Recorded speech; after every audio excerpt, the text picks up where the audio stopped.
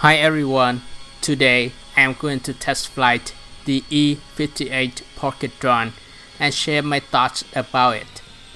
If you want to learn more about the specs, check it out at the end of the video. This is a very fast and easy drone for everyone to fly. I got this drone from Banggood, an online store. The drone is near professional. It is a smaller version of the DJI Mavic Pro, and yes, this is also a foldable drone. The drone is made with durable materials. I bumped the drone multiple times to the trees and walls, but it still works fine now. I think you are interested in the quality of the camera of the drone as well. Check it out. As you can see on the video, the camera has 2 megapixels with 720p video. The quality is acceptable. This is totally fine. You can judge by yourself by watching video recorded with the drone camera.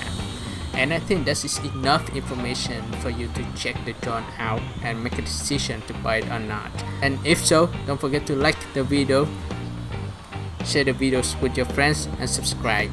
Thank you for watching, and see you next time.